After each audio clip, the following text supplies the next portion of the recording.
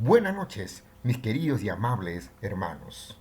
Qué hermoso es estar nuevamente para poder compartir este estudio de Primera de Pedro, capítulo 2, versículos del 1 al 5. Es mi oración, mi amado hermano, que esta palabra del Señor pueda ayudar en su crecimiento espiritual, pueda edificar su vida delante del Señor. Muy bien, el apóstol Pedro escribe esta porción para aconsejar a los cristianos a caminar delante del mundo inconverso de una manera digna de un hijo de Dios. Que cada cristiano esté representando bien al Señor Jesucristo en esta tierra. Es el deseo del apóstol Pedro. Muy bien, así que vamos a ir a nuestras Biblias para buscar Primera epístola de San Pedro, capítulo 2, versículos del 1 al 5. Vamos a dar lectura. Primera epístola de San Pedro Apóstol, capítulo 2, versículos del 1 al 5. Y voy a leer. Desechando pues toda malicia, todo engaño, hipocresía, envidias y todas las detracciones. Desead como niños recién nacidos la leche espiritual no adulterada, para que por ella crezcáis para salvación, si es que habéis gustado la benignidad del Señor, acercándoos a Él, piedra viva, desechada ciertamente por los hombres, mas para Dios escogida y preciosa. Vosotros también, como piedras vivas, sed edificados como casa espiritual y sacerdocio santo para ofrecer sacrificios espirituales aceptables a Dios por medio de Jesucristo. Por lo cual también contiene la escritura: he aquí pongo en Sión la piedra principal del ángulo, escogida, preciosa, y el que creyere en él no será avergonzado. Si bien es cierto, dije del 1 al 5, a propósito leí el versículo 6, siendo que nos va a dar pie para nuestro segundo encuentro. Muy bien, antes de seguir adelante, vamos a tener un tiempo de oración. Oh querido Padre, Señor precioso, te damos las gracias porque nuevamente, Señor, estamos delante de ti, con un corazón dispuesto para aprender, con un corazón dispuesto para escuchar, aprender y aplicar lo que hemos aprendido en nuestras vidas. Señor, te ruego por cada uno de mis hermanos, por nuestro hermano Héctor Gallegos, por nuestro hermano Fernando Maki, por mi amigo Daniel Montoya, por nuestro hermano Mario, por nuestro hermano Juan Carlos de Colca, Juan Carlos también de Huaycán, por nuestro hermano y amigo César Rivas. Señor, por mi persona, para que, Padre amado, estemos creciendo delante de ti, estemos siendo enseñados para que tú puedas usarnos en el momento en que tú creas conveniente, Señor. Padre, te pido, te suplico que esta palabra quede impregnada en nuestros corazones, para que en el momento adecuado, cuando queramos compartir la palabra de Dios o dar un consejo a un amigo, a una amistad, Señor, podamos recordar estas palabras, este libro que hemos aprendido para compartir con las personas, Señor. Gracias, Padre, por este momento y te pido que tú bendigas a mis hermanos en este estudio. En el nombre de Cristo Jesús. Amén. Bien, ya hemos dado lectura a Primera de Pedro, capítulo 2, versículos del 1 al 5. Y el versículo 1 empieza diciendo: desechando pues toda malicia, todo engaño, hipocresía, envidias y todas las detracciones. Muy bien. Nuestro deber frente a los inconversos, frente al mundo inconverso, frente al mundo que tiene sus ojos puestos en nosotros, cómo nos conducimos, cuál es nuestra conducta. El apóstol Pedro nos va a decir lo siguiente. ¿Cómo debe ser nuestro caminar, nuestro deber frente a los inconversos? Es desechando, quitando, sacando, enterrando, sepultando todo pecado, tales como malicia, todo engaño, toda hipocresía, toda envidia y todas las detracciones. Ahora, ¿qué significa la palabra malicia, engaño, hipocresía, envidia y detracciones? Vamos a ver a continuación. La palabra malicia denota una condición de malo, carácter malicioso en general. La palabra engaño, esta palabra se aplica a aquellos que engañan con palabras vanas, empequeñeciendo el verdadero carácter de la verdad. Hipocresía es actuar fingidamente con el propósito de engañar. Esto tiene que ver con una actuación dramática. Justamente la palabra hipocresía viene de la actuación dramática, siendo que los actores se ponían unas caretas y mostraban una cara que no era la suya. La palabra envidia significa envidiar. También denota ser celoso, movido a celos. Es el sentimiento de disgusto producido al ser testigo u oír de la prosperidad de otros. Esta palabra siempre tiene un sentido malo. Difamación significa hablar injuriosamente. Detracciones tiene un significado más bien de chisme ardiente y doloroso. Todas estas cosas necesitan ser desechadas, rechazadas, evitadas por el cristiano que desea agradar a Dios en toda su manera de vivir. Oh, mis amados hermanos, el deseo de Dios es que cada uno de nosotros podamos dar buen testimonio. Que si hay alguien que nos señala, si nos señala, que sea para que digan, ese es un verdadero cristiano. Me saco el sombrero de ese evangélico. Pero no que nos señalen como mentirosos, como envidiosos, hipócritas, mentirosos, etcétera, etcétera. Pues bien, ¿cómo debe ser nuestro caminar, nuestro deber frente a los inconversos? Es, mi amado hermano, deseando como niños recién nacidos la leche espiritual no adulterada, para que por ella crezcáis para salvación. Siendo que Pedro en el versículo 2, en la parte final, nos dice que la palabra de Dios es pura, íntegra, completa, sin alteraciones, no adulterada. Es decir, que no ha sido mezclada con filosofías humanas. Si la deseamos, la leemos. Nos ayudará para nuestro crecimiento espiritual.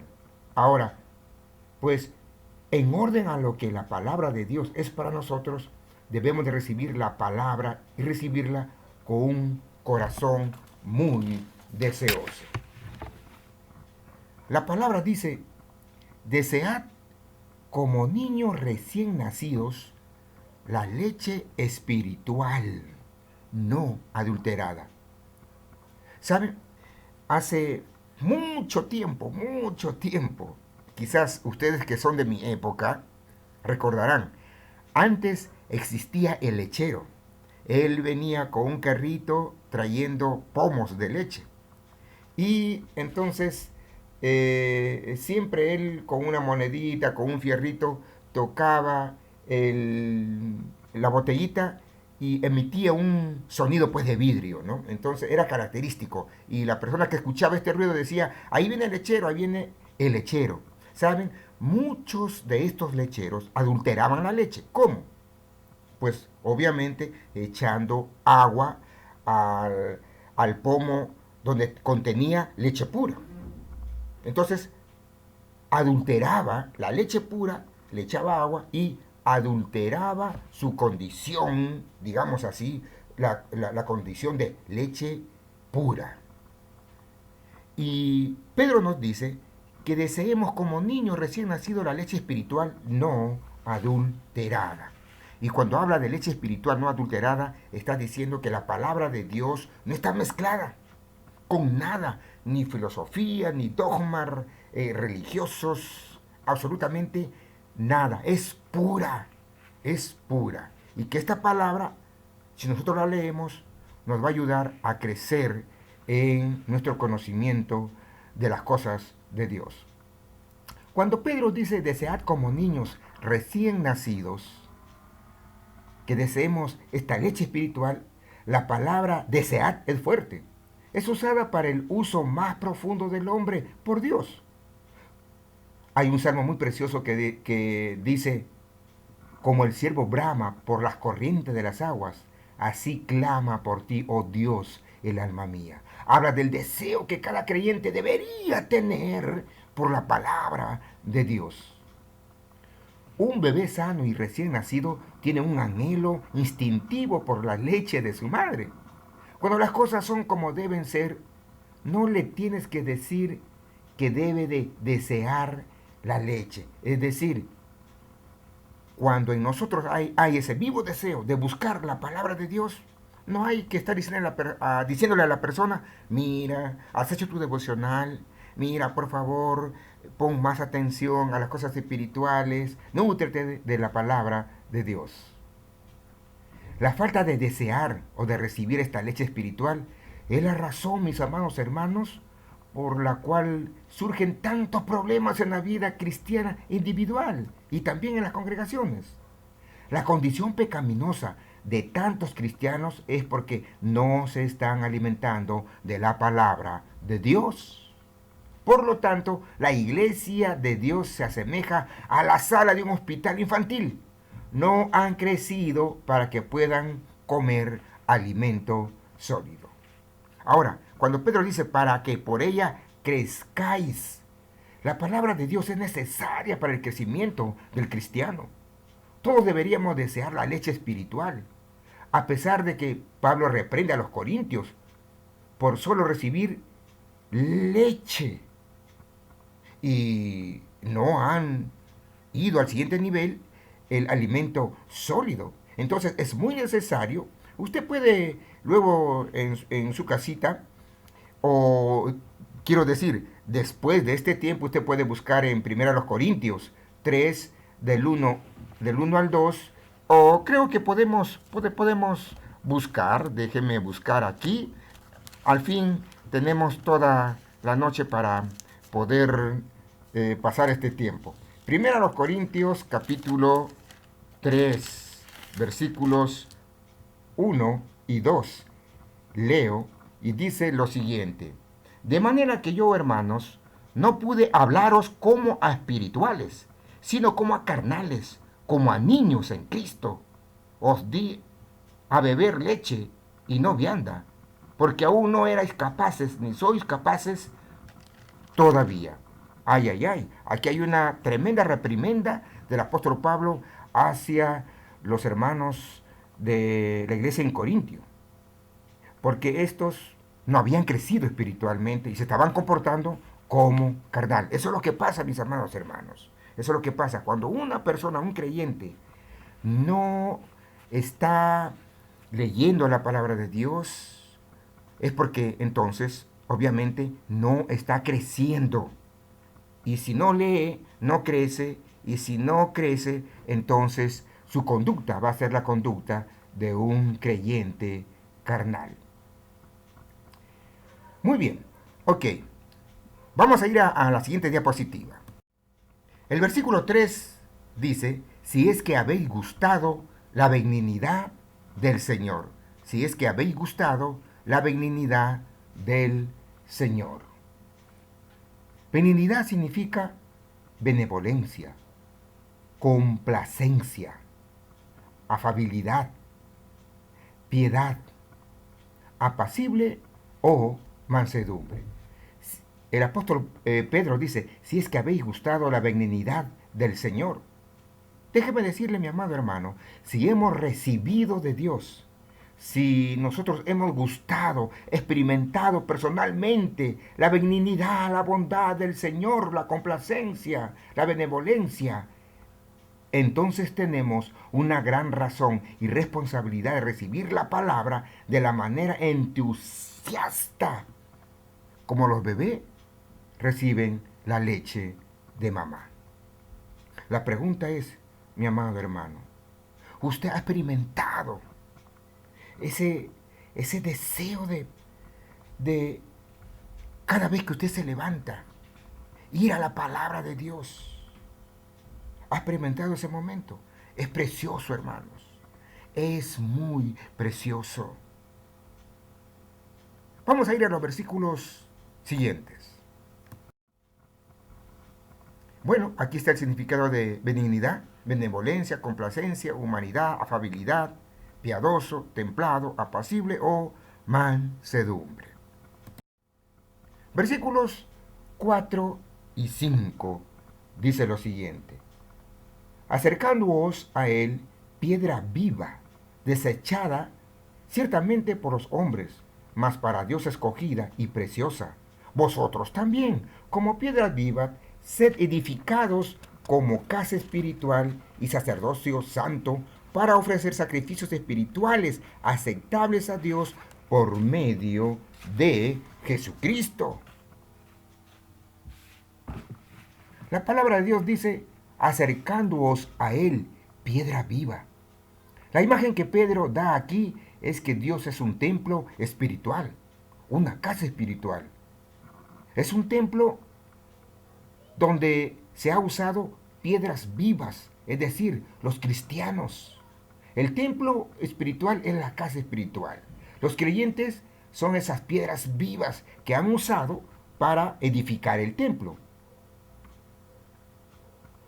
En esa casa espiritual demuestra que, así como Israel tenía un templo, los cristianos también tienen uno.